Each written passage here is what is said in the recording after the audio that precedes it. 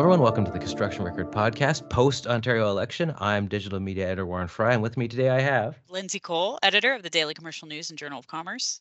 Vince Versace, national managing editor of the Daily Commercial News and Journal of Commerce. I'm just a simple Vancouver boy, but you guys live, work, and play, as the politicians like to say, in Ontario. And so maybe you guys can be your initial impressions on what this election was all about and how it turned out. I guess I'll start with Lindsey first. Sure. Well, this was a whirlwind election campaigning process, like just to kind of back things up a little bit before we get to the actual results. So our staff were on it from the get-go. And,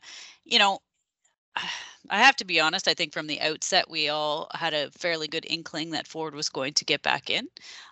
There was a number of stories that we wrote and events that we covered and other things that, was showing some strong inclinations that that's where a lot of support was lying. There were a few controversial issues that surfaced along the way, one of them being the big Highway 413 debate. And obviously, now that Ford has been elected, we can expect some movement on that front. But I think at the end of the day, what's important to keep in mind is, sure, we may have come out with a majority government, kind of relatively unchanged, you might think, but I think some big changes are actually going to be afoot because we have two other leaders that are basically not going to be at the helm anymore. So, Andrea Horwath's going to be gone from the NDP, and Del Duca has also resigned. So we have some big changes at play when it comes to some of the other parties, and we have to see what happens with the official opposition with the NDP. So I think it's maybe not as shocking or as dynamic as you might think on the election front, but there's a number of things that are going to impact our industry that we're really going to have to keep our finger on going forward. So that's my initial take anyway. What do you think, Vince? Yeah, I mean, it's kind of twofold when I think about the industry and the results from last night. I think it doesn't surprise us that Doug Ford got reelected as premier and the PCs increased their majority government from the last time around. There were core issues in the campaign that Ford and his, running mates kind of banged on. You know what I mean? Highways, Highway 413, the Bradford bypass, those two projects in particular were central to their campaign about getting things done and moving Ontario forward, and those two totally relate to our industry. Issues around housing crisis and how to address them. Everyone seems to have a stake in how to try building more affordable houses here in Canada, and in Ontario it is something that needs help both from the federal level and the province. And the Conservatives, presented their vision, and it seemed to be one that resonated with this industry. I'm just fascinated still. I guess I'm speaking in these kind of measured tones right now for our listeners and for both you and Warren. I sit back and I kind of look at how this industry got behind Doug Ford, and I find it interesting, fascinating. You know what I mean? To see the elements of labor that came together in support of a PC premier, a PC government. Because in the end, I guess it's about the money and about making the industry move forward and work and keeping your workers working. For the longest time, we had certain unions that basically were coalesced under an organization called the Ontario Family Coalition, if you may recall. They were almost essentially kingmakers when it came to the provincial elections, and played a large hand in getting former Premier McGuinty in power for a couple of terms. And to see some of those members that were of that coalition kind of now, change course, change who they were going to support, was interesting for our point of view as a DCN as we sit back, where construction labor kind of threw its muscle and its hard hat behind, fervently, with massive support. That was interesting to watch. Here in this campaign, you had LiUNA, a massive labor union in North America, let alone here in Canada and in Ontario, supporting itself wholeheartedly, behind Ford and against Del Duca. And then, but then you see other, like the operating engineers were behind Ford as well. We had certain associations, both residential and the heavy civil, that made no bones about supporting the Ford government. And now they're not unions; they're construction associations, but it's where they're affiliating themselves now. And this industry, I think, for the last 4 years, made some interesting decisions, and it's interesting to watch it kind of come to fruition. And in a provincial election, where it's a historic low voter turnout, you know. So you're going to hear this. You're going to hear the spin, right? We started hearing it last night. It's like a majority of Ontarians have voted, for Ford. As journalists, we sit back and this is not me. You know what I mean? Complaining. It's like, well, is it, when you look at the math, is it really a majority of Ontarians that supported Doug Ford when it's an historic low turnout of 41%? Because out of that 41%, we heard Steve Paikin and TVO experts kind of explain the math. It's almost like really only 22% of Ontarians supported the PC government last night. But they ended up with the monster majority, and they get to execute their plan moving forward, right? So that goes away from our construction discussion, I think. That's more about the electorate and what's wrong with elections and maybe the system. Maybe, Warren, you and I remember we talked about this around the federal stuff, you know what I mean? Proportional representation, like what happens to truly have somebody's vote stand for something. But my point as I stop this is never doubt, the strength of the industry, of this industry and what it can do in an election. When you have that type of voter turnout and the unions and the associations in construction decide to go one way, they just prove that, they can make a huge difference. And we know, the three of us know this industry, builds everything that we get to live on, that we live in during the day, right? So we know it's an integral part, but it's always kind of in the background. But I don't think that should be lost, that in the background, the way the unions and the associations decided to make their decisions to support Ford made a huge difference, I think, anyways, especially when the electorate was at such a low turnout. And the carpenters and the liberals have made their bed, Stephen, we know Stephen from his Carpenters Ontario days. And near the end of his time with Kathleen Wynne, there were certain decisions made, and Lindsey, you can talk to this. You know what I mean? Like what Mancinelli and Liuna really were angry because of some of the changes that were trying to be made to take a cut away of their work, and that galvanized that group, right?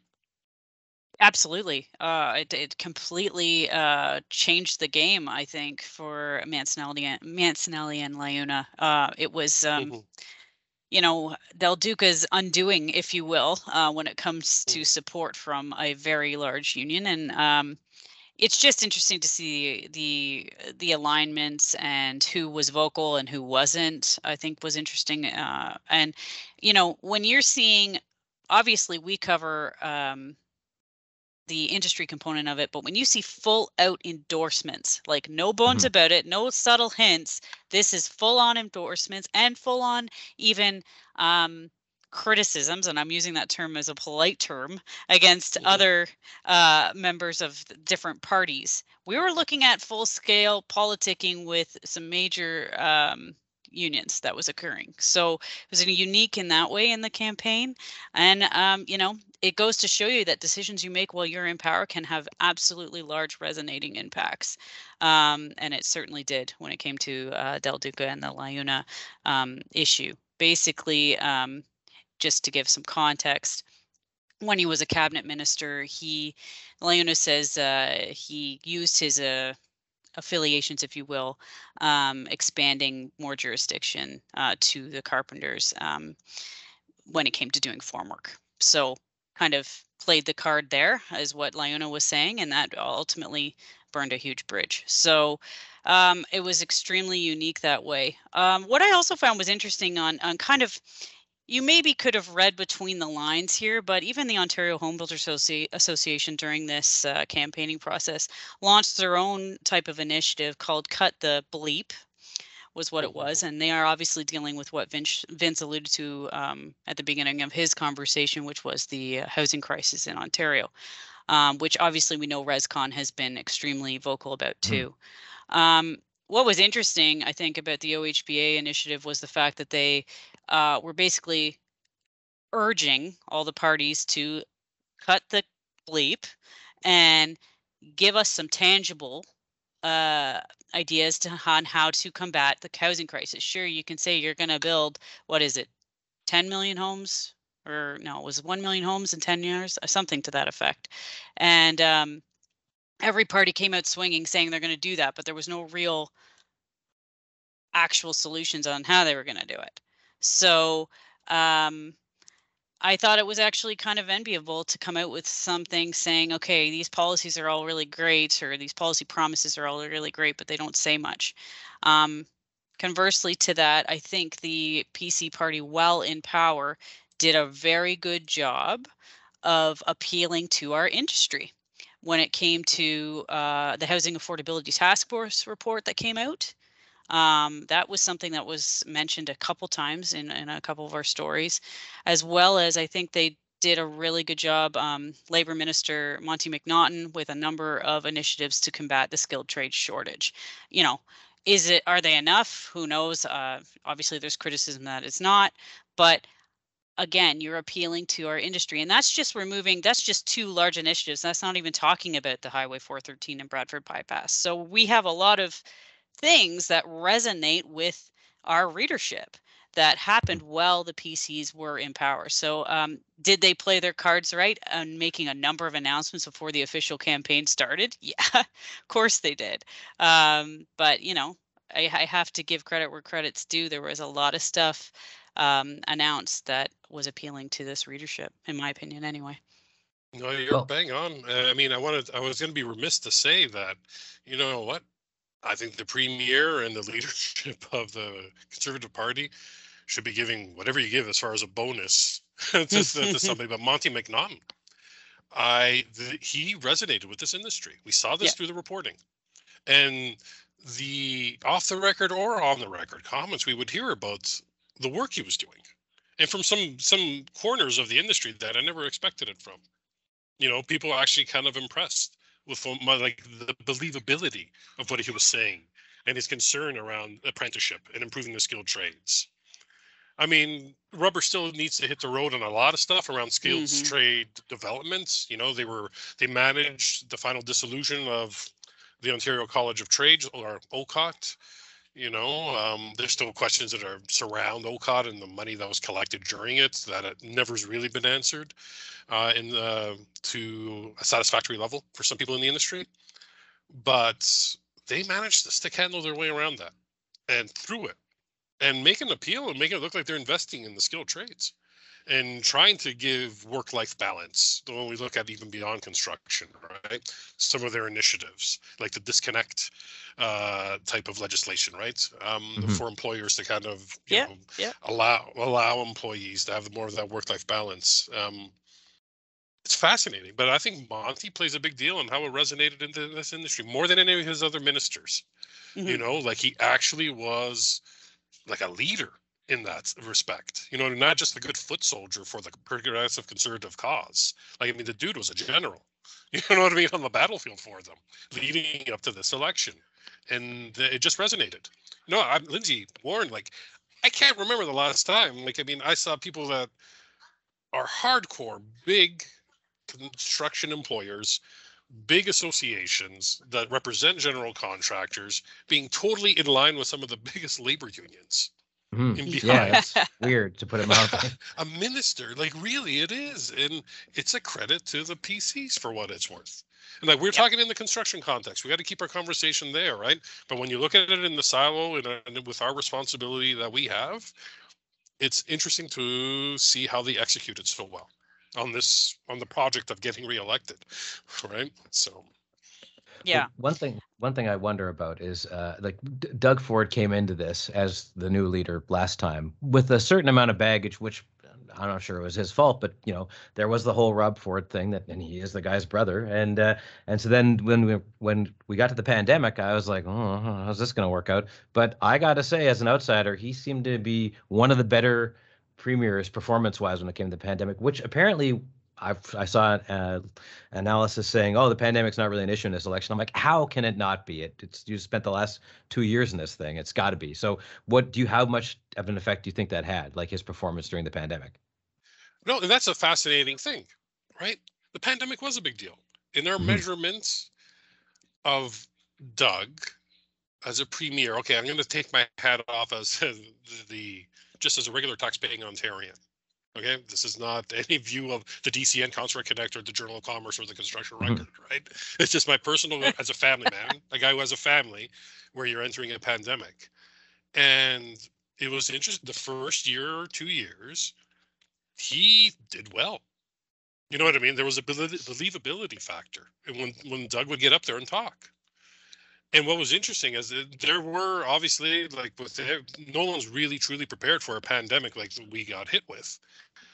But even when there were tough situations, this question as a taxpayer, it's like, okay, well, I wish I would have seen more clarity around decision making around some of the issues. You know, we all dealt with this as in our personal lives. It's like, okay, are the government decisions being made now that favor more the economy than safety? You know, Sure. so Doug wrestled with that just like every other premier did, from what we could see from our regular reading. Now, when I put my industry hat on as the expert of, I'd like to think as an expert anyway, as we talk in this podcast about the influence this election's had on construction, this industry kept humming. You know, it kept working during the pandemic, and we cannot say that did not resonate. Yeah, there were shutdowns, there were this, there was that, but there was never really a full-scale shutdown of construction in Ontario. Some people may argue otherwise, but that's for their own personal causes. But frankly, our data shows, and our reporting showed, the industry kept working. I think they remember that. What do you think, Lindsay? Like, you had the reporters humming on all that type of COVID Yeah, I stuff. mean, just let's be real here. Just from our reporting spectrum alone, obviously, the industry did not do a full-scale shutdown, or we would have a very tough time trying to find news, and we certainly didn't. We had absolutely everything humming along, and we were inundated. You know, to the industry's credit, we've talked about this before, and this is not election related.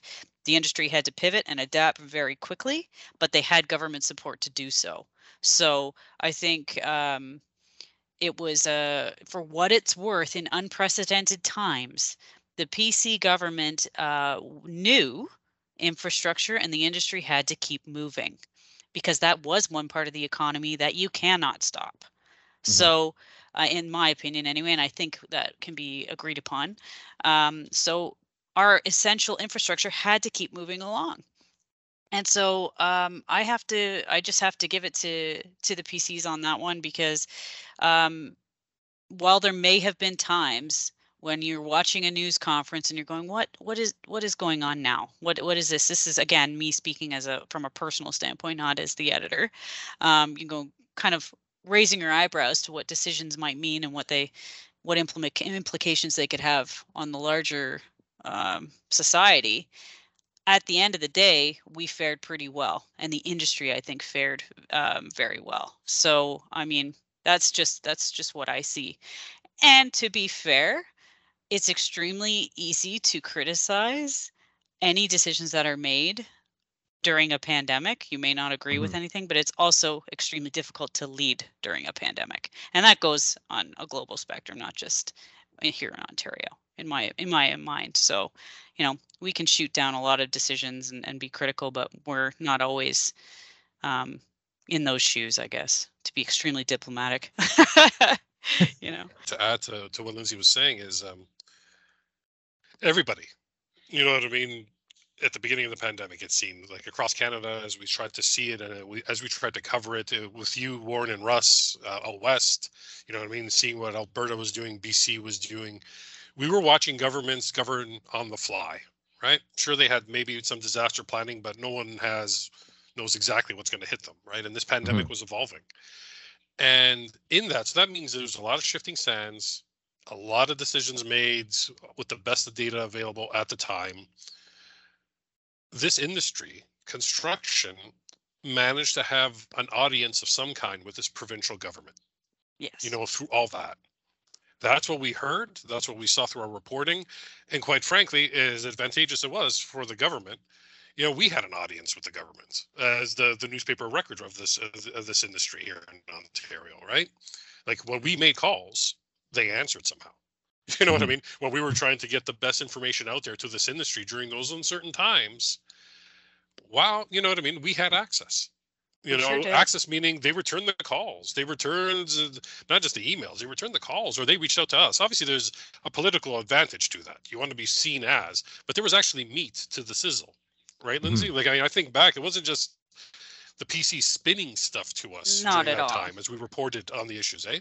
Like, there No, was I actually think they meat. really, they realized that our readership was going to our website first to see during the, I would say during the most intense times of the pandemic, because there were, I'm not going to say a lull, there's never a lull in a pandemic, but there were more intense times.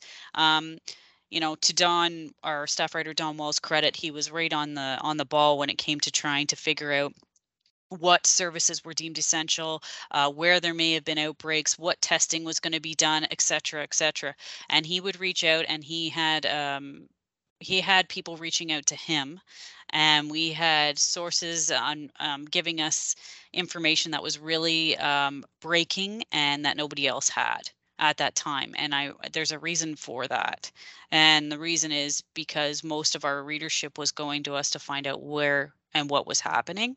So again, that obviously speaks to what we're doing, but also to the value that we provide, and why the government would be so willing to release some of that information to us is what I definitely noticed during, again, some of the more intense times during this pandemic. Speaking of being about other people's shoes, like you said previously, what's next for the Liberals and the NDP? Because off mic we were talking about how this is not going to do the Liberals any favors. What's next, Warren? What is next? Well, I'll categorically say whether this is the taxpayer, Vince, or the editor, whatever the national editor of our two publications. I think the Liberal cause, we're not going to see anything kind of concrete hit, not just for this term. I think it's 8 years before we see something viable coming out of the Liberal Party. You know, like I just don't see how it recalibrates quick enough for there was not enough inroads made. No. I understand there were difficulties in having to campaign as a new leader, especially for Stephen. You know what I mean? Like, I mean, he gets elected leader and then the pandemic hits. You know what I mean? So he's doing a lot of hustling and trying to get the vote out and get his name out and get recognition out for him during a pandemic. Like, where we were all learning how to use Teams and Zoom. You know, even us in the media, right? Like, that's what the Stephen was left with. But I think it's about the Liberal brand here in Ontario. You know, whether it's merited or not, the specter of the McGuinty win years is spun successfully by the opposition to the Liberals in this province. They wield it really well, just like they still wield the Ray days, and why the NDP still at times will never really come into power. Like, we need another generation of voters to kind of go by the wayside, quite frankly. You know what I mean? This is pontificating. So what this is just my attitude as a taxpayer is, and as somebody that's voted for all three parties in his lifetime, I can categorically on the record say that, you know, and I haven't voted for the Greens, but I was happy to see Mike Schreiner win and still see the Green cause still somewhat have a heartbeat here in this province. Yeah. I don't know where the Liberals go. I don't believe in the next 4 years they have a secession plan that's successful, because look what the PCs just did, and now they have a bigger majority. And the NDP, Andrea Horvath, great politician, you know, solid politician, but I think she overstayed her welcome by 2 elections as far as impact. But that's my opinion. What do you think, Lindsay? No, I don't. I definitely agree, Vince.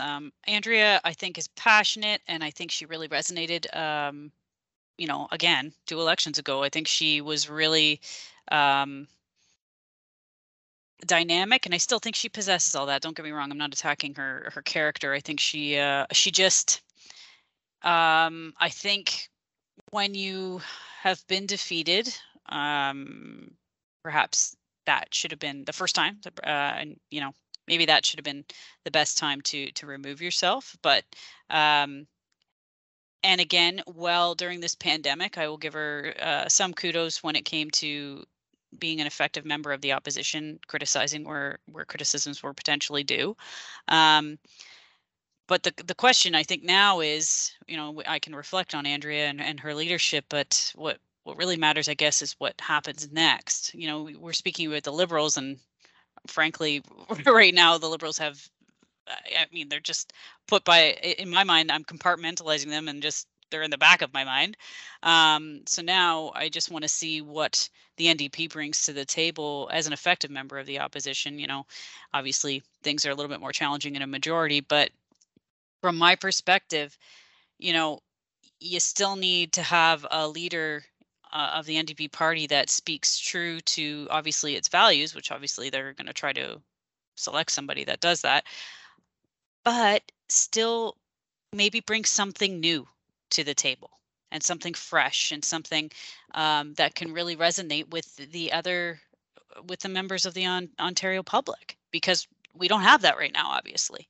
So I'm very curious to see what happens. And to be honest, while the NDP had some strong backing of some more public sector unions and whatnot, it would be interesting to see what the NDP might bring to the table in future when it comes to this industry. I'm not saying they neglected our industry per se in their policies, but going forward, there may be some differences that they may need to address. What do you think, Vince?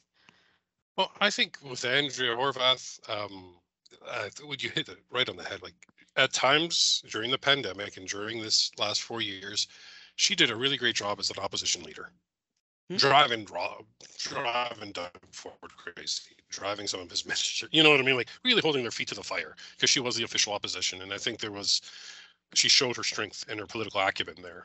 I think it's as a party where I listen to them and I listen to their platforms, and whether this is in the construction context or as a regular taxpayer context, they just can't seem to motivate the electorate enough. Yeah. Again, get them pushed over the hump, you know, and like, look, and Jagmeet Singh came out and he came and campaigned with Andrea at some events and came out to support. So that has to say something, you know what I mean? That people see that there's merit in her, you know what I mean, what she was trying to do and who she is as a leader and in the NDP cause, that the feds would come out and help support them, you know, and but I think they have to recalibrate. Like, I mean, that's a party when I was growing up, just because I am a bit older than you, Lindsay, but just yes, NDP, you are.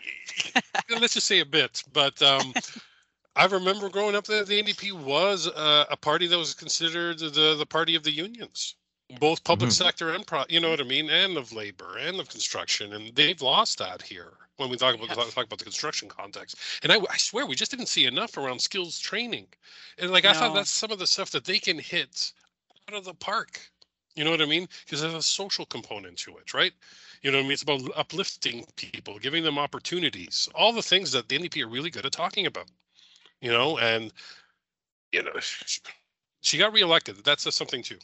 You know what I mean? I'm sorry, we're back to that. Of the two leaders, her and Stephen, she got reelected again. So she resonates. You know what I mean? I think she's going to be still a strong MPP, even though she won't be a leader of the NDP. You know, she'll still be a strong member of parliament. Where the Liberals are is, I don't know. We're back to that. You know, I mean, what do they do around succession plan, and how do they recalibrate themselves to become viable and somebody that this industry can get behind? I don't know where that is, where they lie right now, you know, but I think it was a good idea for what it's worth, Stephen having to step down as leader. Like he couldn't win his riding again, you know, because what does that say for the Liberals if he were to try to stay on, right? And I'm just curious to see. It's just like the Fords now have a bigger majority. Ford has a bigger majority. The PCs have a bigger majority. What do they do now with this mandate? Because there's plenty of irons in the fire for this industry to get behind, right? Which will then increase that, you would think, galvanize his support even more heading into the next election 4 years from now. Right? So I'm curious to see what our stakeholders say, Lindsay. So we do have people working on reaction stories, Absolutely, right? We do. Yep. We have both Don and Ange, as to be expected, working on some industry reaction that we will see in the coming days. So Angela's going to be reaching out to a lot of the associations and getting some of the kind of following up on her wish list stories that she did before. Now we have an actual concrete answer to what the election was. So now we can get some concrete responses about what they expect to see with this PC majority. So Angela will definitely be working on that aspect of things. And Don will be following up to what he reported on, which was more the labor union element of this election. So we can expect some responses from from that aspect of things. I believe he's already got some comments from the building trades and more irons in the fire with that. So I'm very curious to see, as we spoke about it near the beginning of this podcast when it came to LIUNA's support and other large unions. I'll be interested to see now that support paid off, so to speak, where you go from here. So absolutely check out our websites in the coming days for that coverage. I would say that also check out the 2 previous podcasts where Angela interviewed a bunch of different construction stakeholders. And so over the course of 2 podcasts, we've got, I think, 6 different people talking about what their asks were and now are, I guess, for the now Ford government. There's a thought that came across, and I think it applies to both what taxpayers and the industry said last night. It's not a thought. It's not an original thought of mine. Experts and pundits last night were saying it. And this is the typical thing some of these experts and people that are election writers and politician writers, political reporters have heard from previous leaders that have been reelected. When you win your first election, it's about your opposition most of the time. This is what some leaders that have been reelected have said before. The second time, it's about you. And I think that's the message that I kind of walk away from when I think about this industry, construction, and what the taxpayers of Ontario said last night. The small number of Ontarians that did come out to actually vote said last night, right? It is truly an endorsement of Doug Ford and what he did. And I think that's fascinating. So where does it go from here? The first time we could say when pointing to that it was about Wayne and the Liberals, but this time it truly was about Doug and the PCs. And the road from here will be an interesting one for us to cover going forward. If you'd like to hear other episodes of the Construction Record Podcast, we're on Apple Music, Amazon Music, and Spotify, and the Journal of Commerce and Daily Commercial News websites. Thanks for listening, everybody.